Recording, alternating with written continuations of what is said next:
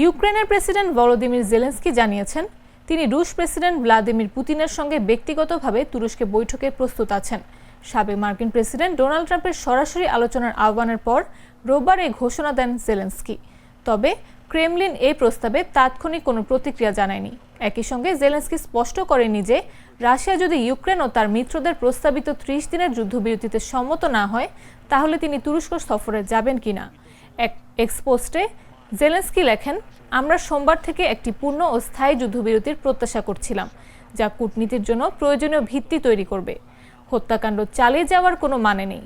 আমি বৃহস্পতিবার তুরস্কে পুতিনের জন্য অপেক্ষা করব ব্যক্তিগতভাবে। এর আগে রোববার ভোরে পুতিন বলেন 2022 সালের মার্চে ইস্তাম্বুলে অনুষ্ঠিত রাশিয়া ইউক্রেন আলোচনার ধারাবাহিকতা আবার শুরু করা উচিত। তবে তিনি ইউক্রেনের প্রস্তাবিত যুদ্ধবিরতির বিষয়ে কোনো মন্তব্য করেননি।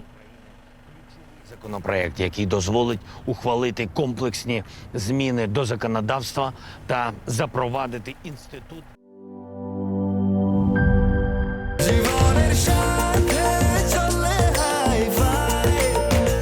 স্বাস্থ্যকর অল টাইম ফ্যামিলি কেক, সব সময় অল টাইম হেলদি লাইফ।